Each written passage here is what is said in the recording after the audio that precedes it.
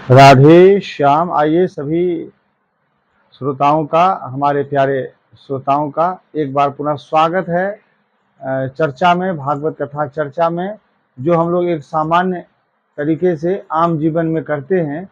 भागवत जीवन में किस तरह से फलित होता है, उसके लिए हम लोग चर्चा कर रहे हैं। और इस चर्चा के लिए हमने एक सामान्य तरीका निकाला है, इजाद किया है। इसमें कोई विशेष कोई बात नहीं है, एक विचार चल रहा है और यह विचार हो सकता है किसी एक का जीवन परिवर्तन करे और गृहस्थ जीवन में भागने की जरूरत न पड़े, गृहस्थ जीवन में रहने की जरूरत पड़े। गृहस्थ जीवन में किस प्रकार भोगों के बीच में आनंद आता है, किस प्रकार से भक्ति ज्ञान वैराग्य की पुष्टि होती है जीवन में रह करके, भोगों के बीच में रह करके, उसके विषय में चर्चा करते हैं। कल आपने सुना था कि रोग कहाँ है? रोग है मन में, बुद्धि में। और नारद जी क्या क्या दबा रहे हैं? हाथ को रगड़ रहे हैं। कराग्रेण विमर्दयन, कराग्र से हाथ की जो हथेलियां है उसको विमर्दित कर रहे हैं, रगड़ रहे हैं, ताकि वो ज्ञान वैराग्य जग जाए। और जब नहीं हुआ तब कान फूकने लगे, और तब कान फूकने लगे तो सभी ने कहा कि ये क्या कह रहे हो महाराज, कान मत फूको, कान फूकने से ये जगेंगे नहीं, इनको कुछ समझ में नहीं आएगा। कान केवल फूक रहे हो, कान के पास जाके कह रहे हो कि महाराज जग जाओ, रे ज्ञान रे वैराग्य प्रबुद्धताम, जगो। इतना कहने से नहीं होगा महाराज, कुछ वेद वेदांत इनको सुनाइए, कुछ गीता पाठ कहिए। वेद वेदांत सुनने में अच्छा लगता है, समझने का काम नहीं आता। वेद में क्या कहते हैं? वेद में कहते हैं, वेद में सभी वर्णों के लिए, सभी आश्रमों के लिए व्यवस्था है। आब्राह्मण ब्रह्मणो ब्रह्मवर्चसी, सभी ब्राह्मण, आब्राह्मण, आसमंतात ब्राह्मण, ब्रह्मणो ब्रह्मवर्चसी, ब्रह्म के ब्रह्म वर्चस से, तेज से युक्त हो, ब्रह्म ज्ञान से युक्त हो। जायताम आराष्ट्रे, संपूर्ण राष्ट्र में ब्राह्मण ब्रह्म तेज को समझें, जाने, उसका आचरण करें। राजन्य सूर, राजा लोग वीर हों। ईशभ्यो अति व्याधि, ईशु का मतलब प्राण और ईशु का मतलब बाण। ये प्राण जो है ऊर्जावान बने, शक्तिवान बने, प्राणों को शक्ति प्रदान करिए आत्मज्ञान से, साधना से। ईशभ्यो अति व्याधि महारथो जायताम, महान रथ वाला उत्पन्न हो। 10 रथ वाला नहीं, 10 इंद्रियों के रथ पे बैठने वाला व्यक्ति नहीं, महान रथी, महान इस संसार की जो समस्याएं हैं, बाधाएं हैं, उन बाधाओं में इसी रथ पर बैठ करके महारथी बनो। महारथ हो जायताम, महारथी उत्पन्न हो। महारथ हो जायताम, दोग्धी गावो, गैया दूध देने वाली हो। अनडवान आसु हो, अनडवान माने बैल, आसु गति से, शीघ्र गति से, तेज गति से चलने वाले हो। अनडवान आसु, सप्ते पुरंधर जोखा, और जोशा स्त्रियां पुरंधियों, पुरंधी बना पूरा, अग्रे धीर यस्या, आगे आगे बुद्धि जिसकी चले। पुरंधी मतलब पुरंधर योषा, योषा बने स्त्रियां आगे आगे बुद्धि वाली हो। ये ना को काम बिगड़ जाए तब जाकर के बोले कि मैं तो ये सोच रही थी, मुझे तो ये हुआ, मैं तो ऐसा समझ रही थी कि ऐसा हो जाता। नहीं, स्त्रियों की बुद्धि इतनी तीव्र हो कि वो आगे से ही बात को समझ ले और विपरीत दिशा में जाने वाली जो स्थिति है गृहस्थ जीवन में, उसको रोकने का प्रयास करे। पुरंदर जोशा जिष्णु रथेष्ठा, रथेष्ठा रथ पर बैठने वाला जो है, रथे रथे तिष्ठति थी रथेष्ठा, रथ में बैठने वाला जो है, या जो प्राण मन बुद्धि इंद्रिया ये सब जो है जिष्णु हो। जिष्णु माने जीतने वाला। जिष्णु किसको बोलते हैं? विष्णु बोलते हैं भगवान विष्णु को, और जिष्णु बोलते हैं मन को। अर्जुन को जिष्णु बोलते हैं। जिष्णु अव्ययः, जिष्णु माने अर्जुन, अर्जुन यानी मन, मन जिष्णु है। तो मन जो है रथेष्ठा हो, रथ पर स्थित हो, मन अपनी जगह में नियंत्रित रहे, भावनाएं नियंत्रित रहे, मन पर काबू हो, मन नियंत्रण में रहे। विष्णु रथेष्ठा सभेयो युवा, युवा जो है, युवक जो है, ये सभेयो भय से युक्त हो। क्या भय हो? पतन का भय। क्या पतन? कि आत्मा का पतन ना हो जाए, परिवार का पतन ना हो जाए, समाज में हमारा पतन ना हो जाए, हमारे देश का पतन ना हो, हमारी स्थितियों का पतन ना हो। हम ऐसा कार्य करें जिससे सबसे पहले तो मुझे संतुष्टि हो, और जब आपको संतुष्टि, युवकों को स्वयं में संतुष्टि हो जाती है, तो फिर वो सबको संतुष्ट करे। सभेयो युवा अस्य यजमानस्य वीरो जायताम, इस यजमान के वीर पुत्र उत्पन्न हो। अस्य यजमानस्य वीरो जायताम, और निकामे निकामे नः पर्जन्यो विवर्षतु। निकामे निकामे अर्थात नितराम कामेति निकामा तस्मिन् निकामे, अर्थात कामनाओं के अनुसार, जैसे जैसी कामनाएं हो वैसे वैसे इच्छा के अनुसार। पर्जन्यो अविवर्षतु, पर्जन्य माने वृष्टि, अविवर्षतु माने वर्षे। निकामे निकामे न पर्जन्यो विवर्षतु, योगक्षेमो न कल्पता, और हमारे लिए योगक्षेम उत्पन्न हो। योगक्षेम किसको बोलते हैं? सभी लोग योगक्षेमम वहाम्यहम, योगक्षेमम वहाम्यहम। भगवान गीता में कहते हैं ददामि बुद्धि योगम तम योगक्षेमम वहाम्यहम। योगक्षेम का मतलब होता है योग में कल्याणकारक। आत्मा के रक्षण में जितनी जरूरी सामग्री है उतना। योगक्षेमो न कल्पताम, न मन अस्माकम कृते, कल्पताम मने कल्पित करें, युक्त करें, निश्चित करें। कल्पित का मतलब यहां है कल्पना करें। कल्पना का मतलब केवल कल्पना नहीं, निश्चित हो जाए, ऐसी प्रार्थना है किसी परमात्मा से, भगवान से। वेद के ये मंत्र हैं। प्रार्थना वही होती है जो हमारे भीतर की इच्छा होती है। प्रार्थना किस लिए होती है? प्रार्थना क्यों किया गांधी ने, विनोबा ने, संतों ने क्यों प्रार्थना किया इस देश में? इसलिए कि प्रार्थना हमारे मन की दिव्य इच्छाएं होती हैं, और कई बार तो हमारे मन की कुत्सित इच्छाएं भी होती हैं जो प्रार्थना करते हैं। कई पड़ोसी आपस में लड़ाई करते हैं, गाली गलौज करते हैं, लड़ते हैं, तो कहते हैं फलाने का बेटवा मर जाए। वो भी तो इच्छा है, वो भी तो कल्पना की गई है। किसी का न मरे, किसी का नुकसान ना हो, किसी को परेशानियां ना हो, ऐसी कामना, ऐसी कल्पना वेद करते हैं। और ये दिव्य मन से उत्पन्न होता है। जब मन नियंत्रित हो जाता है उससे होता है। तो गीता पाठ है वेद, वेदांत का घोष हुआ, वेदांत का घोष हुआ। ब्रह्म सत्यम जगन मिथ्या, ए वेदांत, ए ज्ञान, ए वैराग्य, जग ब्रह्म ही सत्य है, आत्मा ही सत्य है, और यह संसार क्या है? झूठ है, मिथ्या है। इस बात की घोषणा हुई उसके कान में, ज्ञान और वैराग्य के कान में। तो इस बात को कहने से वो थोड़ा सा क्या हुआ? जगे, कुलबुलाए, और कुलबुला करके तो फिर गीता पाठ सुनाया गया। बार बार गीता पाठ सुनाया गया। ऊर्ध्वमूलम अधः शाखम अश्वत्थम प्राहुरव्यम छंदांस यस्य पर्णानि यस्तम वेद स वेदविद अधश्चोर्ध्वम प्रसृतास्तस्य शाखा गुण प्रवृद्धा विषय प्रबाला। इस परमात्मा के अधश्च ऊर्ध्वम च प्रसृतास्तस्य शाखा, वो जो ब्रह्म है, परमात्मा है, उसकी शाखाएं, यह जो वृक्ष है, यह ऊर्ध्वमूलम, इसकी जड़ है ऊपर और अधा शाखम, इसकी शाखाएं नीचे हैं। शाखाएं मतलब हाथ पैर, और जड़ मतलब सिर।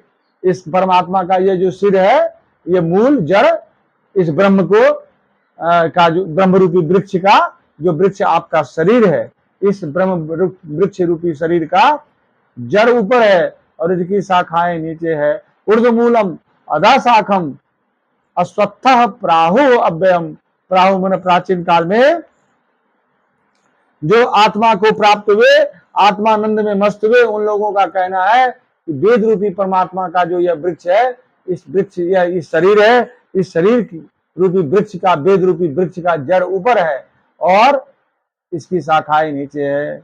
और अधश्च ऊर्ध्वम च प्रसृता तस्य शाखा, तस्य मन उस परमात्मा का, उस वेद रूपी वृक्ष का ऊपर और नीचे शाखाएं फैली हुई है।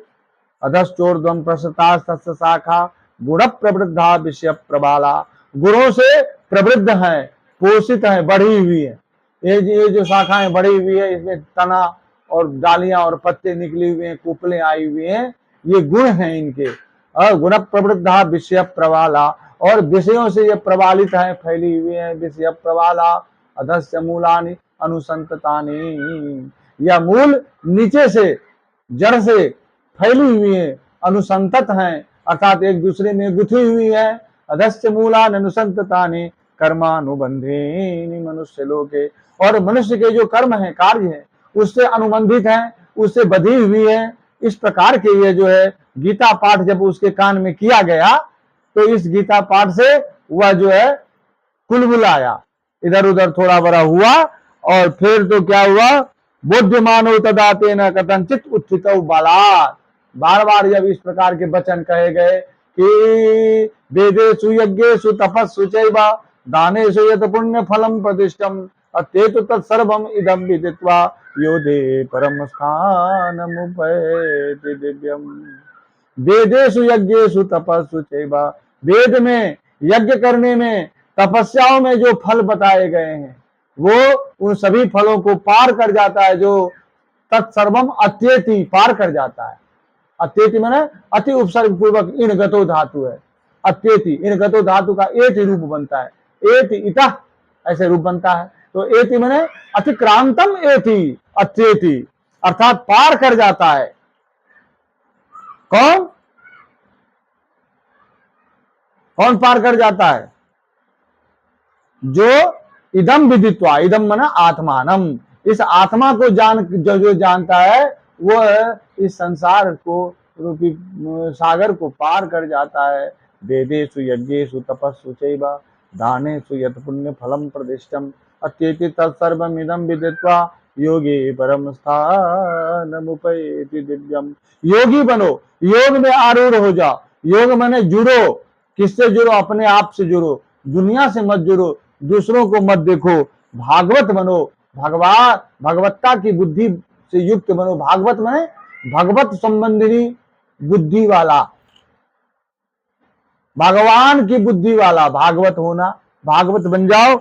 ऐसा जब हो जाओगे तो ये बार बार जब कहा ज्ञान और वैराग्य को कि भगवत बुद्धि से युक्त हो जाओ, ऐसा जब कहा, जगो भैया, रे वैराग्य, रे ज्ञान, प्रबुद्धताम शीघ्रम प्रबुद्धताम, ऐसा जब कहा गया तो वो बात क्या किया, बुद्धिमान हो। बार बार जब बुद्धिमान हुए, तब वो बुद्धिमान होकर के वो जो है थोड़ी देर के लिए वो कुलबुलाए और थोड़ा सा उठे और फिर तो उठ करके गिर गए। नेत्रैहि अनवलोकन्तौ, उन दोनों नेत्रों के द्वारा, नेत्र तो दो ही है, तो यहाँ दोनों के चार नेत्र हो गए। उन दोनों ने चारों तरफ देखा, तो इसलिए बहुवचन है।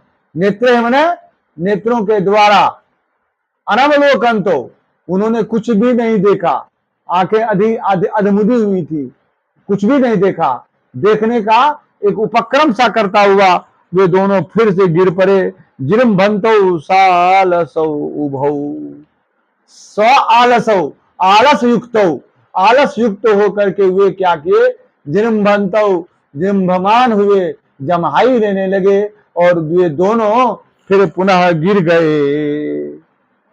वकपत फलितौ प्राय शुष्क काष्ठ समांग को क्षुच्छामो तो निरीक्षेब पुनः स्वाप परायणो वकपत पालितो प्रायः वकवत बकवत बकवत ऐसा शब्द है, मतलब बकेन तुल्यम बकवत, बगुले की तरह ये है। अब ये पालितो पाले गए, बगुला ज्ञान और वैराग्य कैसे पाले जाते हैं? बगुले की तरह। लोग करते तो हैं पाप, करते हैं और काम, और आपको मैंने जो भक्ति बताई है वो तथाकथित दिखावे वाली भक्ति है, वो करते हैं और कहते हैं कि ज्ञान तो कभी हो ही जाएगा, ज्ञान लेके क्या करना है। बगुले की तरह उस पर केवल नजर रखते हैं और बगुले की तरह ज्ञान और वैराग्य को देखते हैं, लोभ दृष्टि रखते हैं। बगुला क्या करता है? पानी में एकटक नजर लगा के रखता है कि जब मछली आएगी तब दबोच देंगे। तो उसी तरह बकवत पालित हो, बगुले की तरह ये दोनों पालित हुए हैं, ये रक्षा किए जा रहे हैं। शुष्क काष्ठ समांग को, इनके जो अंगक हैं, इनके जो अंग हैं, अंग वाले जो ये दोनों हैं ज्ञान और वैराग्य, ये सूखी लकड़ी के समान हो गए हैं। जैसे सूखी लकड़ी में रस नहीं रहता, इसी प्रकार से वो दोनों कमजोर हो गए हैं। इसी प्रकार से बगुले की तरह पाले जाने से क्षुत क्षामो तो निरीक्षेव, क्षुत क्षाम हो गए हैं, क्षुधा से कमजोर हो गए हैं। क्षुत माने क्षुधा, क्षाम माने निर्बल, क्षुधा से निर्बल हो गए हैं। क्षुत क्षामो तो निरीक्षेव पुनः स्वाप परायणो, फिर से वो स्वाप परायणो, सुंदर सब सोने में वो परायण हो गए और दोनों पुनः बेहोश होकर के सोने के उपक्रम में चले गए। सोने में लगता है कितनी नींद हो गई है, सोते ही जा रहे हैं। ज्ञान वैराग्य तो इस दुनिया में ऐसा है जैसे सो रहा है, कहीं है ही नहीं, लोग इसको भूल ही गए हैं। जबकि व्यक्ति का कल्याण ज्ञान और वैराग्य के जगने से ही होता है। भागवत कथा से ज्ञान और वैराग्य को ही जगाया जाता है। जो काम गीता से नहीं हुआ, जो काम वेद न कर सके, जो काम वेदांत नहीं कर सके, क्योंकि वो सब जो है शुष्क हैं, वे केवल वेदांत का उपदेश करते हैं, उसमें गृहस्थ जीवन का समावेश नहीं है। अब भागवत में मैं आपको बताता हूं, आगे बताऊंगा, यह गृहस्थ जीवन में जो है ज्ञान की और वैराग्य की उपस्थिति का जो माध्यम बन रहा है, गृहस्थ जीवन में बन रहा है। भोगों से समाधि की ओर जाने का उपक्रम जो है वह भागवत में बनाया गया है। भागवत में भोग भी करो। आप देखो जितने भक्त हैं और भगवान स्वयं, जिसको आप कृष्ण भगवान कहते हैं, वे स्वयं भोगों के बीच रह करके और समाधि में हमेशा लीन रहे और जो भी काम किया वो आत्मानंद में किया और आत्मानंद में जिया। इस प्रकार से ऋषि चिंतातुर हो गए। ऋषि चिंता परो जाता, ऋषि ऋषि ऋषि चिंता परो जाता, ऋषि चिंता युक्त हो गए। क्या करो? किम विधेयम मयाति च, किम विधेयम मयेति च, मया इति च, मया मेरे द्वारा अब क्या करूं? इस प्रकार इतने काम तो मैंने कर लिए, गीता सुना दिए, इति मने इतना, इस प्रकार तो मैंने किए, अब अतः पुनः किम विधेयम, इसके बाद फिर क्या किया जाए? इस प्रकार की जब बातें आने लगी तो अहो निद्रा कथं याति वृद्धत्वं च महत्तरम, हे भगवान, हे परमात्मा, इनकी निद्रा दोनों की ज्ञान वैराग्य की कैसे जाएगी? अहो निद्रा कथम याति, इन दिनों की निद्रा कैसे जाती है, कैसे चली जाएगी? इस बात को सोचने लगे। वृद्धत्वं च महत्तरम, और महत्तर जो वृद्धत्व है, महान जो बुढ़ापा है, ये रोग, बुढ़ापा और मृत्यु, ये आज ज्ञान और वैराग्य को सताए हुए हैं। लोगों ने कथा सुनी, लोग सुनते हैं, बड़े बड़े व्यास हुए, बड़े बड़े वक्ता हुए, राम सुखदास, कृपात्री जी, करपात्री जी, और बड़े बड़े महात्मा और ये वो तमाम भक्तमाल बने हुए हैं, भक्तों की कथा लोग सुना रहे हैं, तमाम व्यास लोग, वक्ता लोग, बड़े बड़े मोटे मोटे व्यास सुना रहे हैं, मोटा भाई बड़े बड़े वक्ता सुना रहे हैं। वो क्या कहते हैं?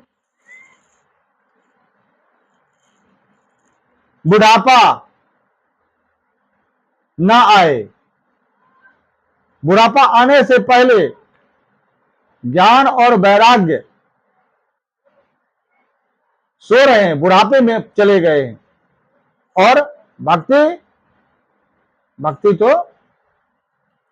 समझ लीजिए कि आपको बेचारी जवान तो है, स्वयं तो पुष्ट अंग वाली हो गई है महिमा मंडन करने से, लोगों के कहने से, लेकिन उसके जो बच्चे हैं, जो माता पिता के लिए आत्मा के रूप में होते हैं, आत्मा भाई जायते पुत्र, माता पिता के स्वयं आत्मा ही स्वयं पुत्र होते हैं। मैं ही अपने पुत्र के रूप में आता हूं। तो यह परंपरा उनमें नहीं है जो कि ब्रह्मचारी रहते हैं या जो किसी भटकावे में रह गए। ब्रह्मचारी कौन रहते हैं? ब्रह्मचारी कोई ज्ञान से रहता है? नहीं, किसी के द्वारा भटका दिया जाता है, लोभ लालच दिखा दिया जाता है, नपुंसक जो होता है वो होता है, और ये सब जो इनकी शादी नहीं होती है, या कोई कमी होती है, या अहंकार में होते हैं, या ज्यादा दहेज की मांग करते हैं, तो शादी धीरे धीरे नहीं होती है, उम्र बीत जाती है। और जब उम्र ज्यादा हो जाती है तो लड़की वाले कहते हैं अब तो उम्र बीत गई, अब इसमें शादी करने वाली कोई बात, कोई स्टेमिना, कोई व्यवस्था रही नहीं। तो आजकल गांवों में जाता हूं, तमाम गांव में जो है बेकार जो है बिना शादी वाले पड़े हुए हैं, उनकी शादी नहीं हो रही है, कोई उनको पसंद नहीं कर रहा, क्योंकि उनमें कोई योग्यता नहीं, कोई ज्ञान नहीं, कोई क्षमता नहीं, कोई बौद्धिक बल नहीं, कोई शारीरिक बल नहीं, कोई सांसारिक योग्यता नहीं कि संसार में रह करके अपनी पत्नी को सुखी रख सके, संतुष्ट कर सके, और अपना जीवन उत्तम गृहस्थी के रूप में पालन करते हुए पुनः अंत में भगवान को भी प्राप्ति कर सके। ऐसा माध्यम केवल भागवत है। तो कहते हैं वृद्धत्वम कथम याति, ये दोनों ज्ञान वैराग्य का बुढ़ापा कैसे जाएगा। चिंतन इति गोविंदं स्मरयामास भार्गव। और इस प्रकार से वो भगवान का स्मरण करने लग गए नारद जी, गोविंद का। किनका? गोविंद। कौन? भगवान। गोविंदम इति चिंतयामास, गोविंदन, गोविंद का चिंतन। गोविंद कौन है?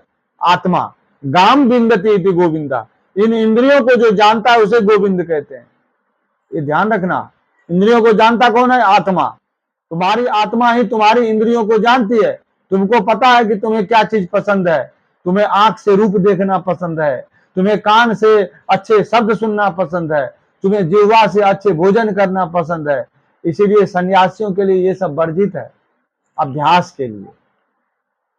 जब अभ्यास हो जाए तब तो किसी प्रकार से रहो, लेकिन लोगों ने सब चीज को धंधा बना दिया। आगे इस विषय पर चर्चा करेंगे, कल परसों में जब प्रसंग आएगा तब चर्चा करेंगे। बातें तो सब रखी हुई, एक बार तो कही नहीं जा सकती, और थोड़ी थोड़ी बात कथाएं सुनते रहो। ये वीडियो यदि आपको हमारी बातों में रस आ रहा है, समझ आ रही है, यदि तुम समझदार हो तो ही मेरी कथा सुनते हो। यदि समझदार नहीं हो तो तुम्हें इसमें मौज नहीं है, मस्ती नहीं है। ये तो ऐसी है कि मौज मस्ती वाली नहीं है, ये तो दिव्य ज्ञान की धारा से ऊर्जित कथा है। ये केवल चर्चा है, ये केवल बातचीत है, और इस बातचीत को मैं मंच पर नहीं बोलूंगा, मंच पर बोलने लायक नहीं है। मंच ये नहीं है, ये हमारी ज्ञान चर्चा है, हमारे भीतर की बात है, बंद कमरे में हो रही है।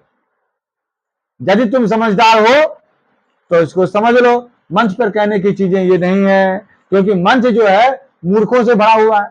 मूर्खों के बात में, मूर्खों के जीवन में ये तो उसके लिए है कि जो समझेगा, ये तो किसी एक के लिए है।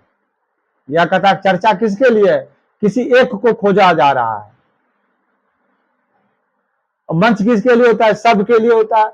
सामाजिक जीवन है, भागवत कथा की मर्यादा है, लोगों ने मर्यादा बना रखी है। भागवत को ऐसा होना चाहिए, वैसा होना चाहिए, ये कहना चाहिए, वक्ता ये हो, वक्ता वो हो, श्रोता ऐसा हो, ऐसा भोजन बटे, ऐसा प्रसाद हो, ऐसे मंच बने, ऐसे साउंड लगे, ऐसे फलाने विधायक को बुलाए, उसका माल्यार्पण हो, उसका माल्यार्पण हो, पैसे देने वाले को विशेष प्रसाद की व्यवस्था हो, और वो कमेटी में है, वो ऐसा है, वो फलाना बहुत बाहुबली है, फलाने भैया आ रहे हैं। ये सब तमाम बातें कथाओं में आजकल लोगों ने एक व्यवस्था बना रखी है, और जो नहीं बनाई है उनकी भी एक दो की चल रही है। ऐसी बात नहीं है, चल तो सबकी रही है। वो साइड से, पीछे से लेते हैं, कई आगे से लेते हैं, कई पीछे से लेते हैं, लेने वाले बहुत हैं। कई पॉलिथीन में लेते हैं, कई अकाउंट में लेते हैं, ले रहे हैं, लेकिन जो बात कहने का सामर्थ्य किसी को नहीं है। कोई गीत सुना करके पब्लिक को पागल किए हुए, मधुर किया हुआ है। मेरे पास में, मैं कुछ नहीं, मैं भी गीत गाना जानता हूं, मैं भी चाहूं तो संगीतकार को रख करके गीत गवाऊं, लेकिन मैं गीत में इन चीजों को उलझाना नहीं चाहता, क्योंकि गीत जो है एक सेक्सुअल इफेक्ट है, एक कामुक प्रभाव है।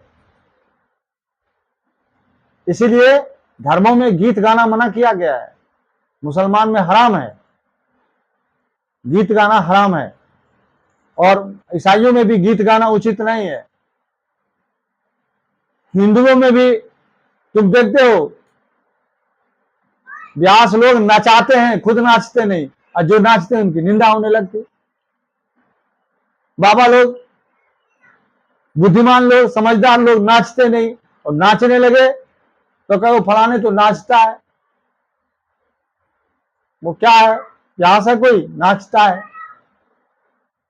क्योंकि लोगों को पता है नाच जो है सेक्सुअल इफेक्ट है, कामुक प्रक्रिया है, कामनाओं और भोगों से उत्पन्न, वासनाओं से उत्पन्न एक विधा है, एक प्रक्रिया है, एक डायनेमिक प्रक्रियात्मक काम है, एक डायनेमिक सेक्स है। Dance is dynamic sex. नाच जो है कामुक प्रक्रिया है, क्रियात्मक काम है। तो इसलिए आजकल रील बना रहे हैं, सब जगह नाच नाच के बना रहे हैं, और कुछ नाच रहे हैं, कुछ लोग नाच देख करके व्यू दे रहे हैं, फॉलो कर रहे हैं, सब्सक्राइब कर रहे हैं, और कुछ लोग कर रहे हैं बहन बेटियों को नचा रहे हो। अब दोनों ठीक है, दोनों मजे ले रहे हैं, नाचने वाले रुक नहीं रहे, कह रहे मुझे तो यूट्यूब से कमाई हो, चाहे कितना भी हो जाए, कितना भी कोई निंदा करे, शिकायत करे, कपड़े खोल खोल के नाच रहे, क्योंकि वो वासना का प्रदर्शन कर रहे हैं। लोगों को वासना चाहिए। सिनेमा में डायरेक्टर बोलता है कि कोई सीन ऐसा होना चाहिए जिसमें कपड़े हट रहे हों, भीगे हुए वस्त्र दिखाए, शरीर में अंग में चिपके हुए हों, वो दिखें, वो चाहते हैं। जो लोगों को पसंद है, बुढ़े नाच देखने ज्यादा जाते हैं, क्योंकि बुढ़ों की वासनाएं अभी शांत नहीं हुई है। जहां भी नाच होगा वो बुढ़े ज्यादा पहले पहुंचेंगे, और सबको रोकने के लिए जाएंगे, अरे तुम लोग कहाँ आ गया है, कहीं कहीं का बाबा देख लो थोड़ा सा बढ़िया नाच है। बोला हम नहीं देखते हैं ये लोग नाच, देख रहे होते हैं ये लोग। नहीं नहीं, मैं भोग भोगना चाहते हैं, और भोग कभी भी खत्म नहीं होते। भोगा न भुगता वैमेव भुगता, भोग कभी भोगे नहीं गए, हमारे जीवन खत्म हो गए, नष्ट हो गए। इसलिए अब ये गोविंद का स्मरण कर रहे हैं नारद जी। स्मारयामास,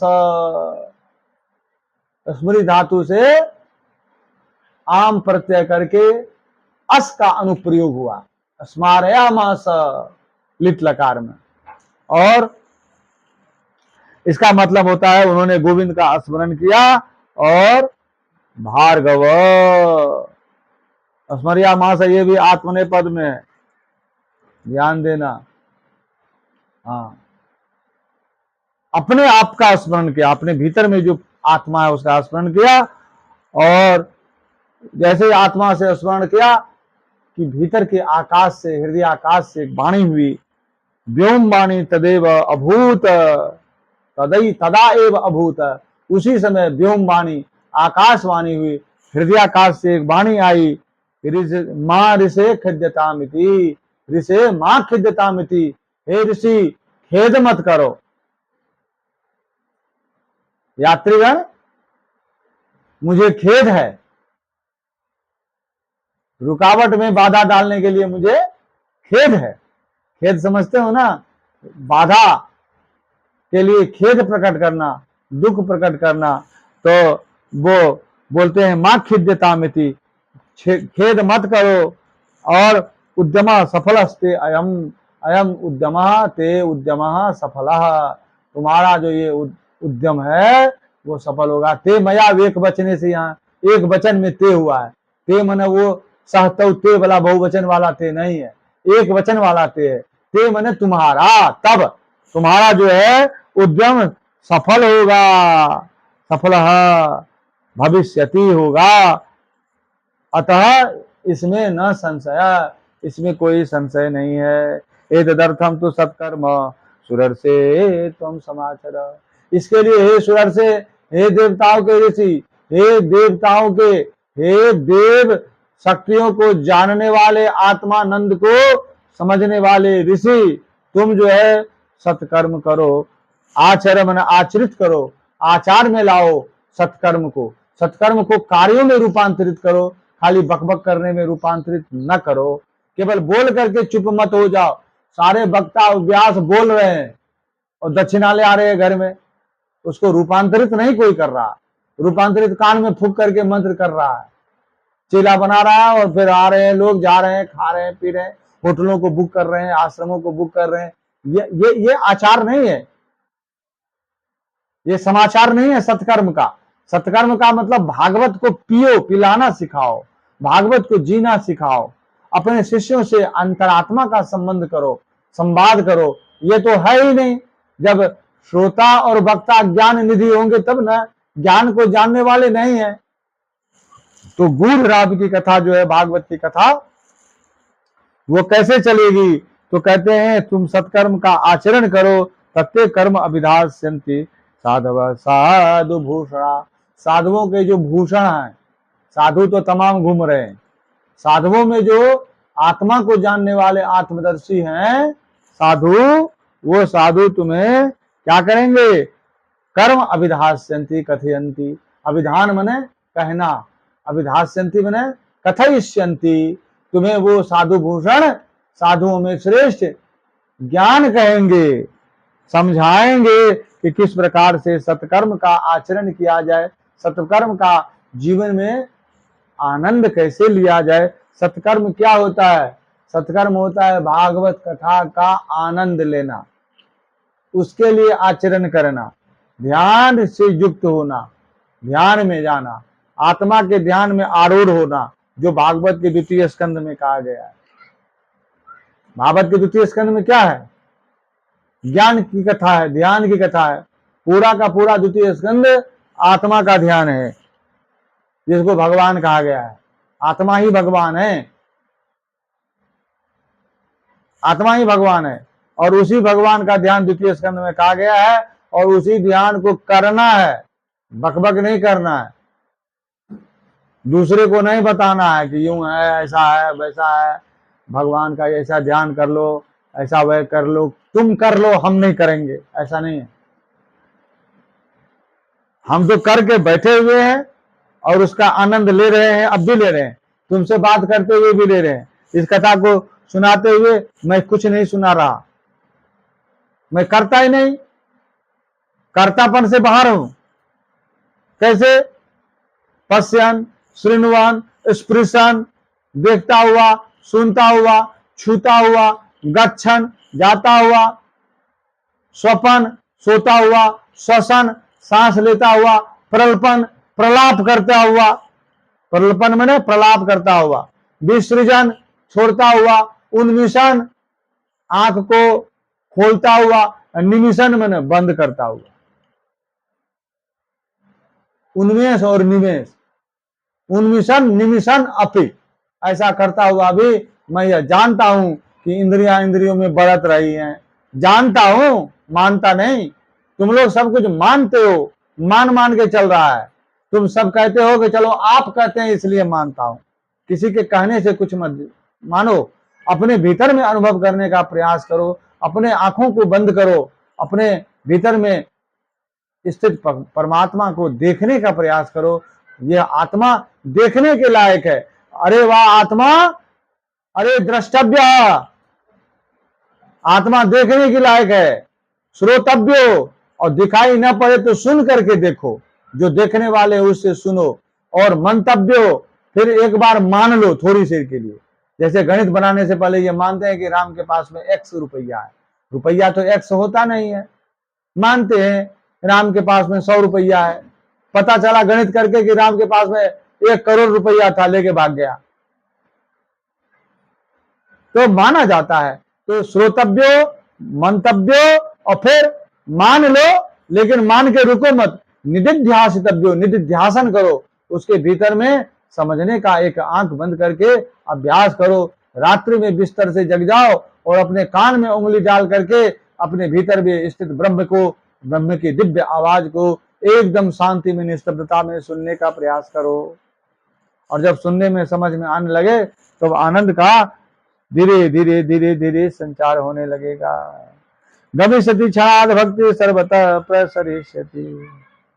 और कहते हैं जैसे ही तुम सत्कर्म करोगे, जैसे ही तुम आत्मा की तरफ प्रवृत्त हो जाओगे, तस्मिन् सनिद्रा वृद्धता अनयो, तो उसी समय, तस्मिन् क्षणे, उसी कर्म में, तस्मिन् कर्मणि, उसी कर्म में, उसी सत्कर्म में, अनयो वृद्धता, इस दोनों ज्ञान वैराग्य की वृद्धता निकल जाएगी। गमिष्यति, इसलिए हे भक्ति, और फिर तुम्हारा सभी जगह प्रसार हो जाएगा। बेटे के साथ जब तुम मजबूत हो जाओगी, प्रसन्न हो जाओगी, अर्थात भक्ति केवल काम की नहीं है, ज्ञान और वैराग्य की भीतर में स्थिति होनी चाहिए।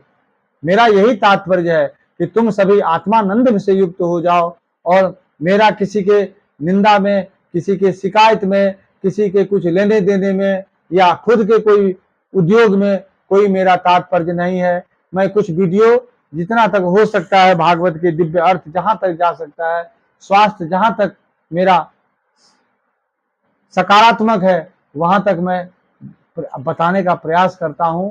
और यदि सार्थक नहीं रहेगा तो मेरा तो शरीर टूटा हुआ है, मेरे पास में धन नहीं है, कोई साधन नहीं है, लेकिन फिर भी किसी तरह से जैसे भी हो कर्ज करके या कोई भी व्यवस्था करके मैं अपनी वाणी को दिए जा रहा हूं।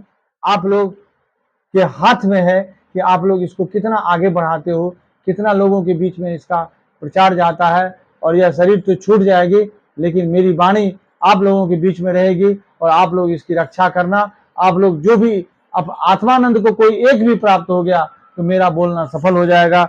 इन्हीं वाणियों के साथ में आकाशवाणी होती है, और इयम आकाशवाणी श्रूयताम, यह आकाशवाणी सुन लो हमारी स्पष्टम,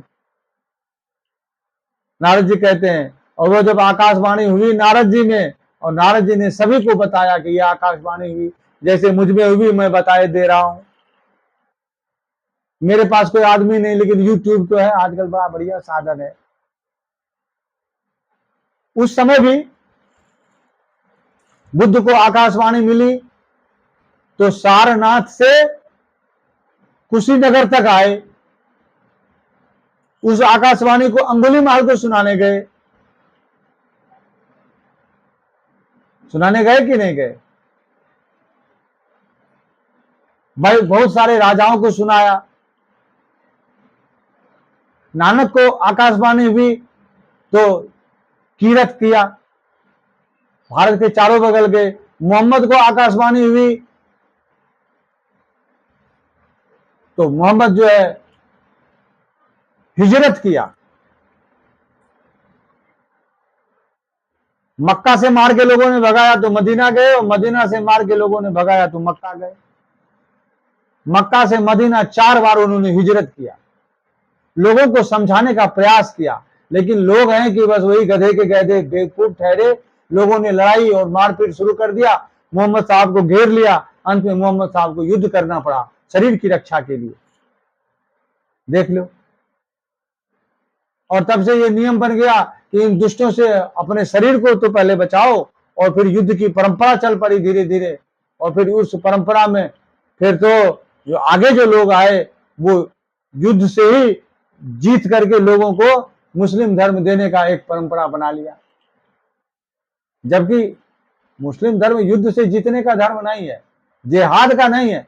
जिहाद का मतलब यह था कि शरीर को बचाओ, अपने शरीर को विधर्मियों से, क्योंकि लोग तो शरीर को ही हानि पहुंचाते हैं ना। जब यीशु नहीं मिला तो हेरोद ने यीशु को एक लकड़ी के फ्रेम पर टांग दिया, ओशो को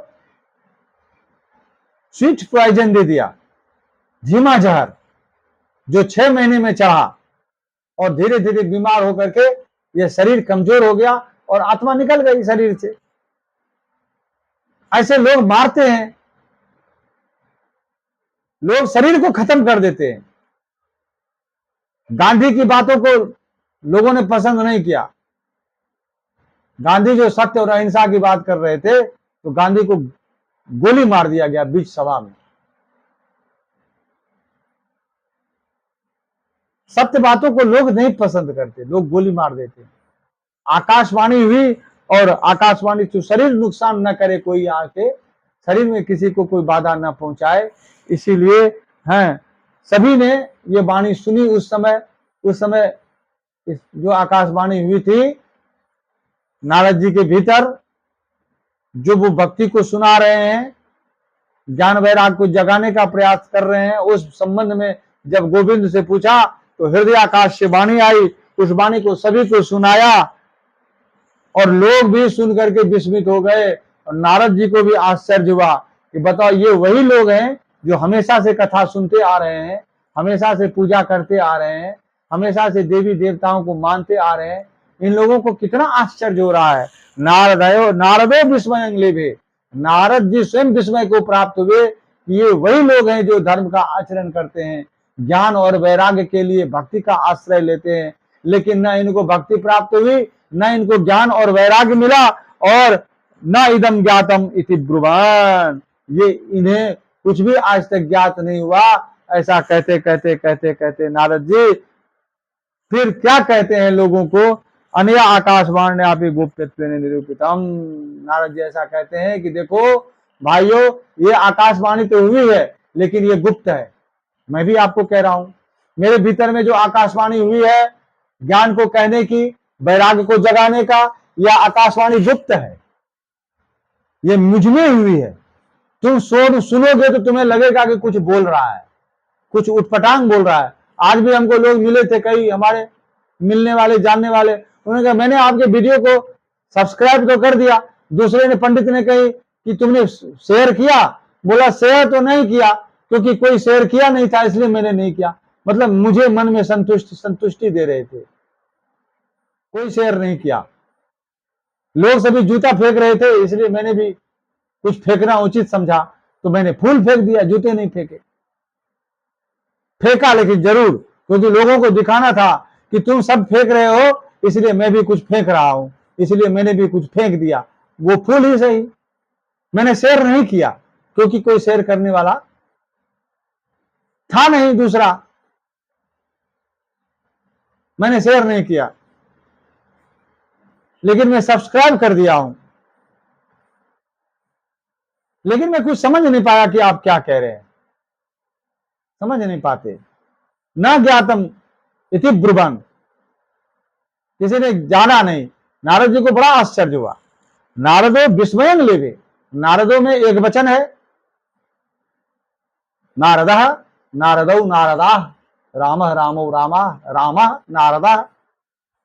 नारद ने विस्मयम, विस्मय को, लेभे मैंने प्राप्त किया, लभ लाभे धातु है, लभ प्राप्त हो।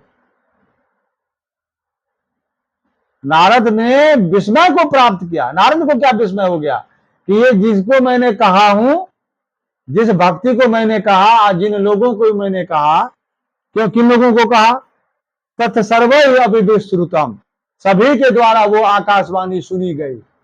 आकाशवाणी आकाश में हुई थी तो सभी ने सुनी, गीता तो सभी के बीच में कही गई थी, कहा किसी ने सुनी?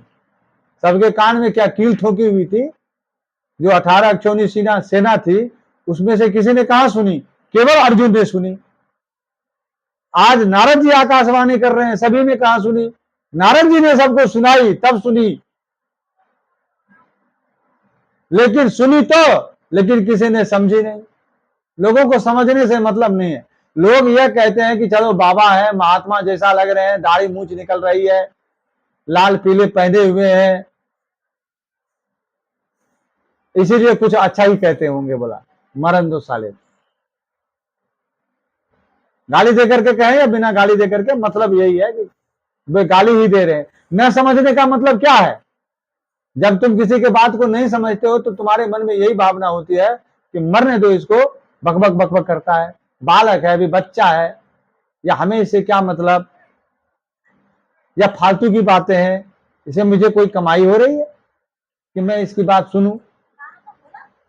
कमाई इसमें कुछ नहीं होती। कमाई तो इसमें ज्ञान की कमाई है, सही समझ की कमाई है। सही समझ तुम्हारे भीतर में हो जाएगा तो ये बार बार जन्म लेना और मरने का जो चक्कर है, इस संसार में आना जाना, यह खत्म हो जाएगा। इस खत्म करने के लिए नारद जी को फिर दया आ गई लोगों के ऊपर में, उन सभी श्रोताओं के ऊपर में। उस आकाशवाणी का दिव्य चिंतन हुआ और दिव्य चिंतन होकर के फिर लोगों से कुछ कहने लगे।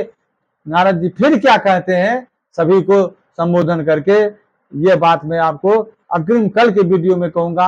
आज बहुत हो गया, आज ज्यादा मत सुनो, आज इतना ही। इसी के साथ में अपने सभी मित्रों से फिर पुनः विदा ले रहा हूं। धीरे धीरे चर्चा आगे बढ़ाते हैं।